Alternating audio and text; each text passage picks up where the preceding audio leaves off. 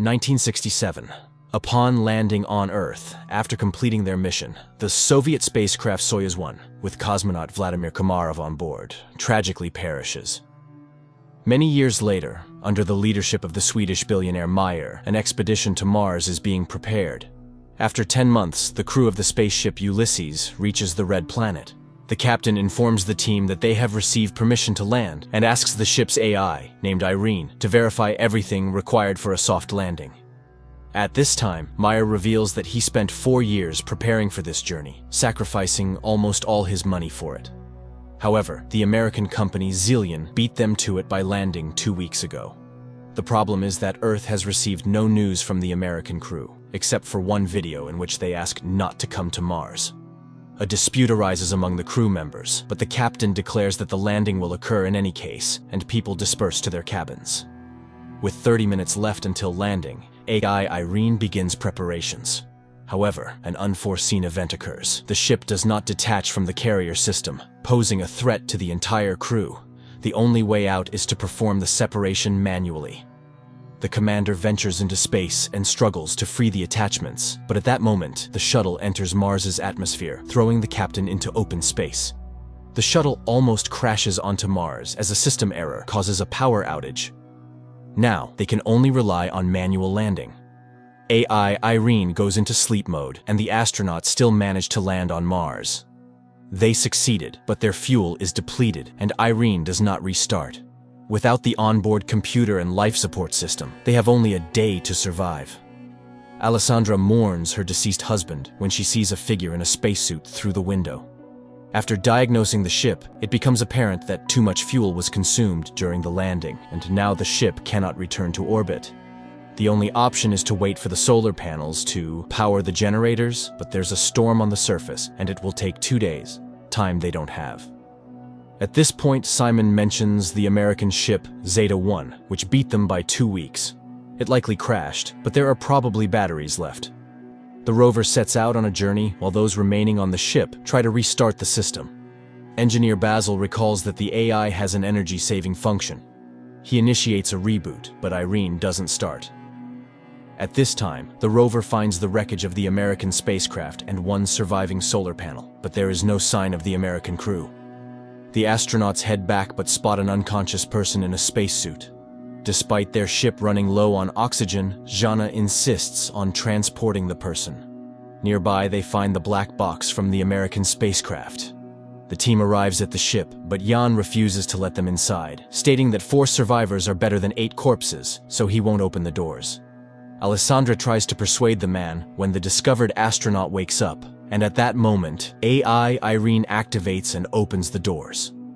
Upon examination, the found astronaut knows nothing about the American crew, as he is Vladimir Komarov, a Soviet cosmonaut born in 1927 in Moscow, carrying out the orders of the USSR government. He doesn't know how he ended up here, but is not willing to reveal any secrets. Komarov confidently answers questions that are consistent with his time, raising the suspicion that he may have post-traumatic stress disorder. The astronauts send a message to Earth and receive a response from the American corporation Zillion, stating that there were no Russians in their mission. The crew of the Ulysses spaceship tries to make sense of the situation. How could Komarov, who died in 1967, end up on Mars after all these years? Is he a time traveler or an extraterrestrial? The psychologist is tasked with questioning Komarov first, and he confesses that he is hungry. Jana goes to get food while the others try to understand what has actually happened. Basil suggests the idea that Komarov was waiting for them. Meanwhile, Vladimir is eating the food brought by Jana when the woman confesses that he died 50 years ago, and his family buried him long ago. Komarov takes this news rather calmly. In the meantime, the state of the ship, although it has reached stability, remains unreliable because the engines do not work and there is no fuel. So, leaving is impossible. The crew continues to keep an eye on Komarov, but he behaves calmly until he suddenly disappears. Simon searches the ship, but it yields no results. That's when the people discover that his spacesuit is missing. A part of the crew follows the heat trail tracked by Irene. The group, led by Simon, leaves the rover and continues on foot when Alessandro reports that Komarov's DNA analysis showed the presence of a third strand. He is not human. And then they catch up with Komarov, who leads them to an unfamiliar structure with a small stone pyramid on it and tells Jana that Mars has been waiting for them for a very long time. At the same time, Goldstein, the founder of the Zillion Corporation, whose ship was the first to arrive on Mars, is informed about the discovery of a person on the Red Planet who couldn't have gotten there naturally, suggesting that he was created on site. However, only AI could survive for such a long time on a hostile planet for humans. This implies the need for further study. Meanwhile, Komarov cannot explain how he opened the door and found himself in the location where they discovered him. AI, Irene conducts an analysis of the structure and determines that it is identical to Earth structures from ancient civilizations. It means that someone was inspired by human civilization, or humans borrowed these elements from extraterrestrials. The ship's crew increasingly ponders whether they will be able to return home when they notice the landing of Goldstein's second ship. Soon, the captain of the ship, Gemma, establishes contact and promises to help them return to Earth. However, Meyer does not trust Goldstein and advises hiding Komarov from competitors.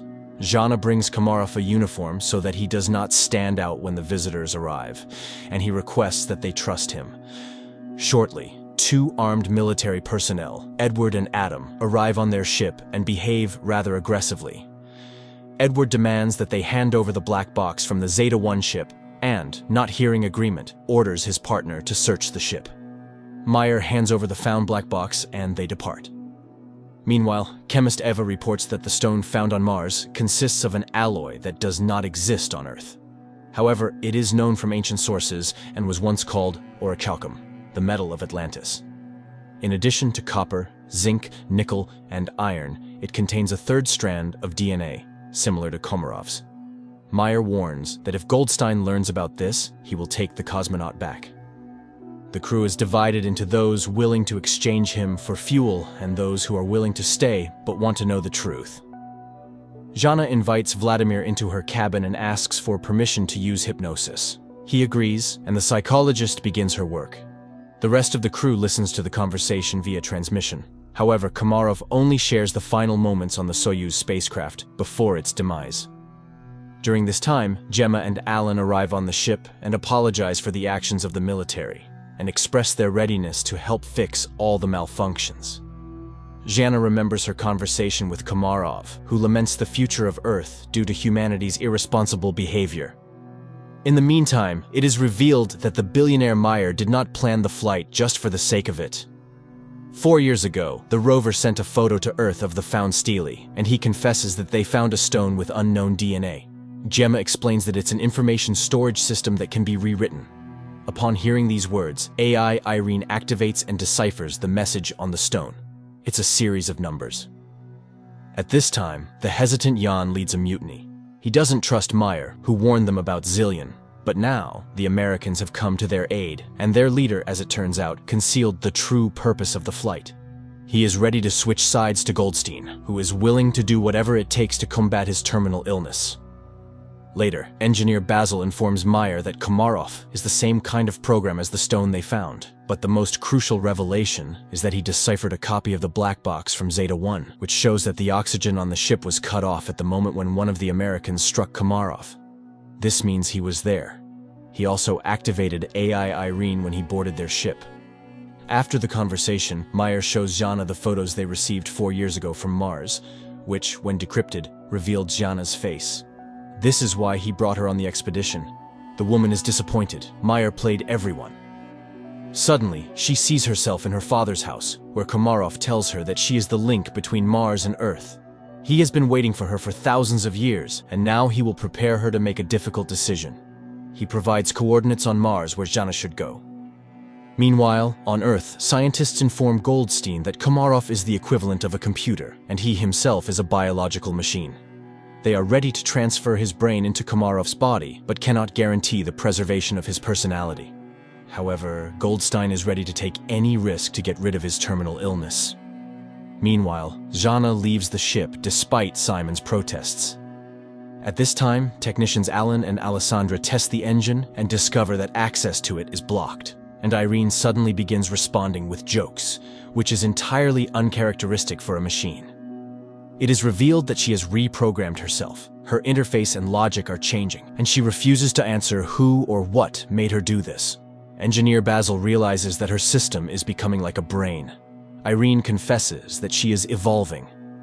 In the meantime, Jana finds a small stone pyramid, and Simon forcibly makes Gemma accompany him in the search for Jana.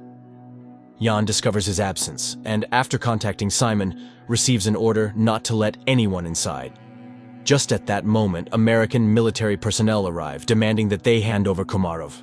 Jan is willing to open the entrance, but the rest of the team opposes it.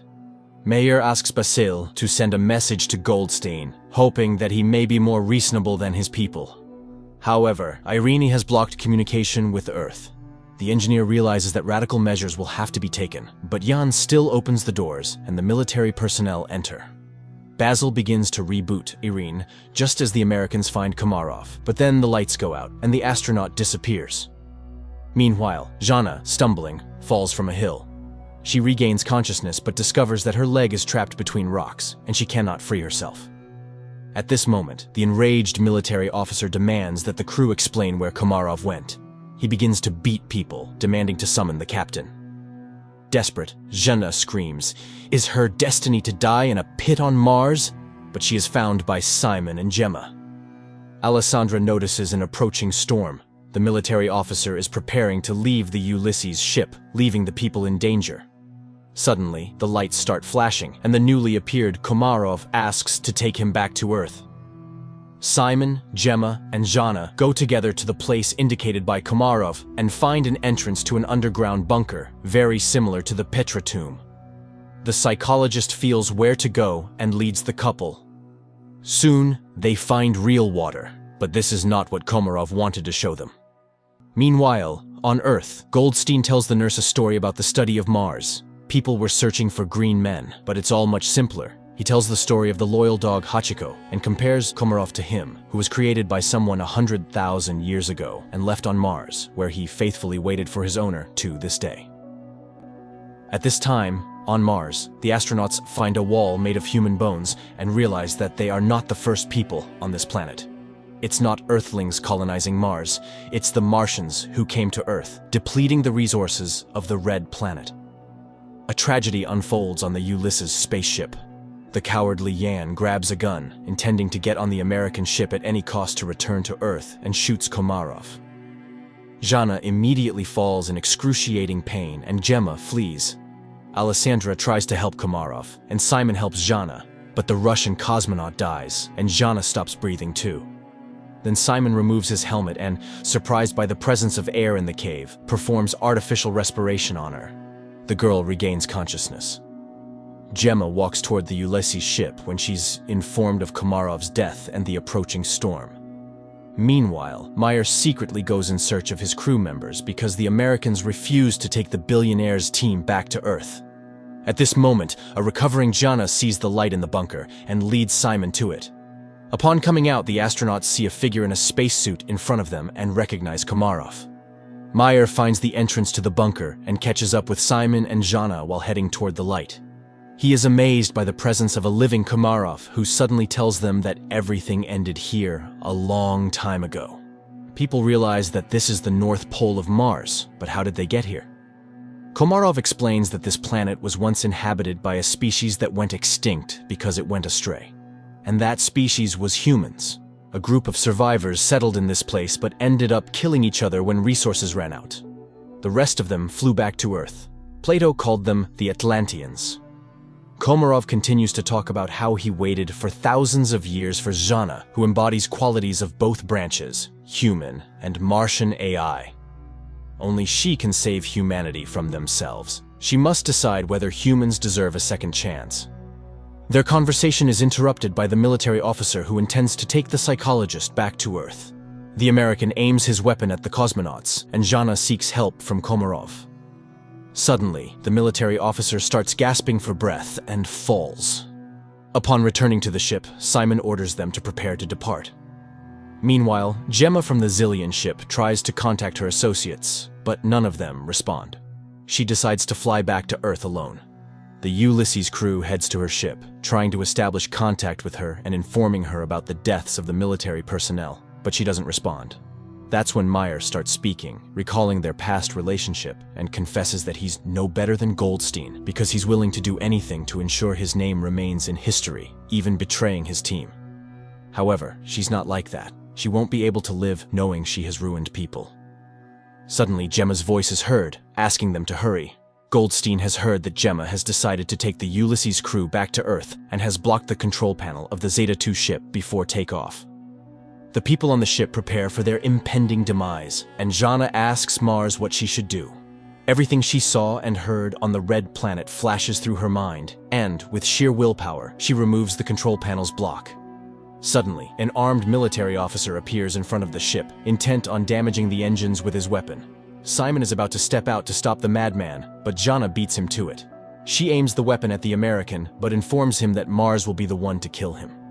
The military officer falls. The countdown for liftoff begins, and Jana realizes that there's no time to return. She bids farewell to the crew, confessing her love for Simon. The ship takes off. Suddenly, Meyer notices that it's dark at the North Pole of Mars. This means that they couldn't have been there just a few minutes ago. They truly were at the North Pole of Mars, but in the distant past when the red planet was still suitable for life.